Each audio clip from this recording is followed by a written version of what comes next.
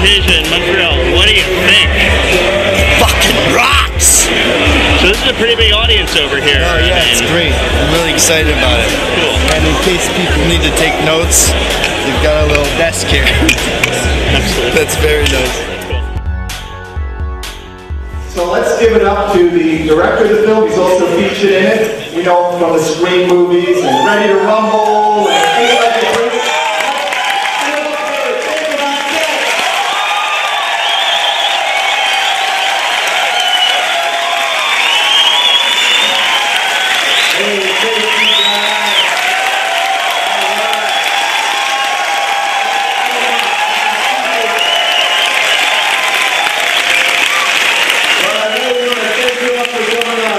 It's really been a long road. We're doing this film. Sorry about that.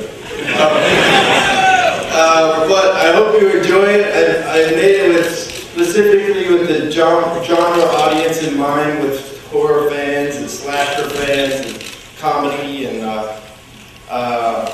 did it with all my good friends. We filmed it in Santa Cruz last February in 21 days for $3.7 million, and I don't know, for some of you filmmakers, I don't know if that matters. But I'm really excited for Canadians to see it specifically. I think it, speaks to sort of your liberal side, which I think is sounder than our liberal side at this point in history. And I don't know, ever. But I just thank you all for coming out tonight. I hope you enjoy the film.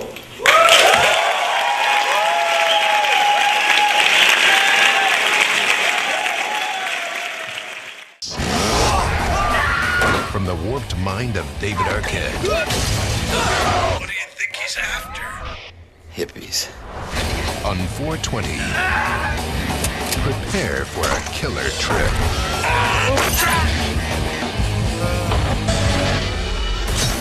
The Tripper. It's morning in America. But I'm a Republican. If you don't leave, you will die.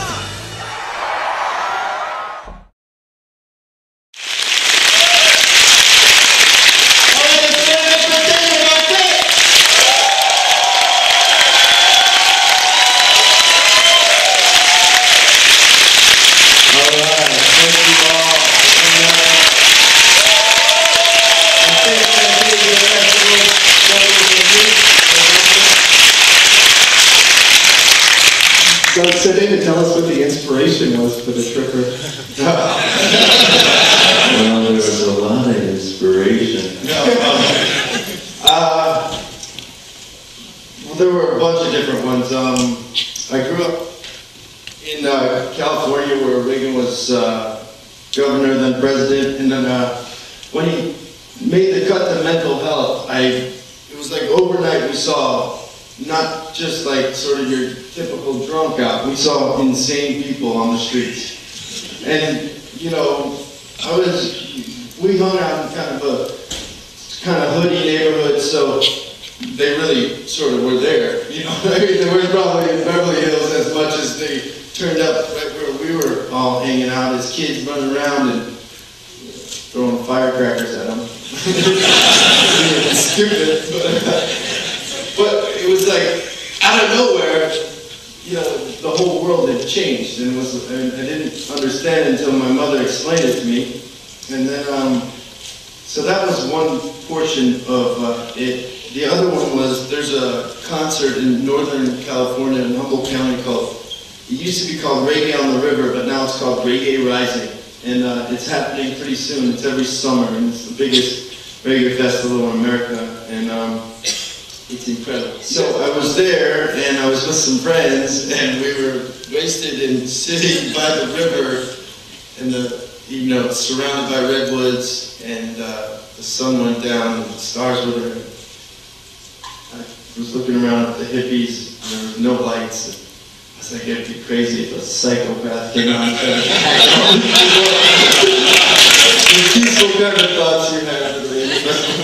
So that was like that part of it, and then the other part, and then a friend in Courtney's from Birmingham, Alabama, and a friend had this Reagan mask, and he put it on, and I was like, whoa, that's scary. So I took it, and then I like snuck around outside, behind, put it all in the kitchen, and I popped up in the Reagan mask, and everyone was like, ah!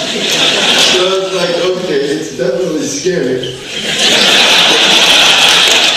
So then I just wanted to make a political statement, and with sort of the extreme right and the left, and sort of, you know, a little bit of environment and all that, and that's pretty much what the whole thing came from. Yeah, most horror films today aren't known for making political statements, but this one kind of wears it on its sleeve. Is that a concern at all, or it's something you want to just be out and proud with? Yeah, well, there's so much like that the government's always, you know, a lot of governments are always complaining about violence in film, and you know, I think film, for the most part, is a reflection of society. So if you know, if they don't want violence in films, they might want to start, you know, showing the people that violence isn't acceptable in life. You know, so until they start kind of doing that, I think there's almost more violence in film, the fake kind. That's kind of why I wanted to include like the pictures of the war at the beginning, and the kid sort of, you know, watching real, you know, violence, and you know, learning from it, and that, you know, that, you know, we're really at a place right now that it's creepy and crazy, and you know, so. And I also didn't want to make it too heavy-handed, and I did want to make a fun slasher comedy, you know, so. I think you can kind of try to do both. I mean, it's a weird balance, but. You wore a lot of hats on this movie, co-writer, producer, director, a small acting role. Was it tough to juggle all that for your directorial debut? Yeah, I mean it was. I mean I was fortunate because just having worked and having, you know, my wife helped me immensely in producing it. She really sort of made it a reality and brought it all together, and got behind me and believed in me. And you know, when some other producers were going to be doing it, she was like, no, you know, you can't do it with those guys. You got to do your vision. And I don't know, it's crazy, because first I went to Thomas Jane, my brother-in-law, she's married to Patricia, and I gave him the script and said, check it out, you know, tell me what you think. And he has a company called Raw Entertainment, and he liked it. And I wanted him to play the part, and I said, what do you think about it? And he was just down for it. He's got a partner too named Steve Niles, who's big in the horror world. He's a great writer. He's got 30 Days of Night coming out. And they together, sort of with me, Courtney, and those two, we had a foundation to sort of build on. And then I went to all of my other friends, which is sort of easy because I do have those connections, and I kind of can get people to work for, you know, less than they typically would be paid for a film. But I also, you know, I have people in if it ever makes it nice.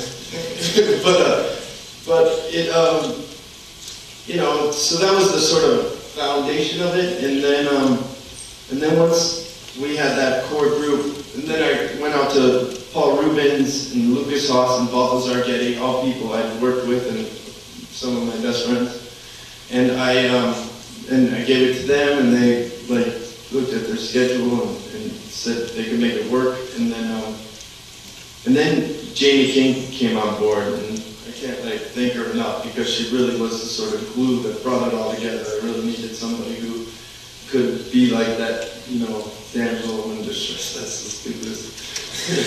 But like the heroine of the film, and then Jason Mewes was sort of the last piece of the puzzle to come in that could, you know, help with all financing.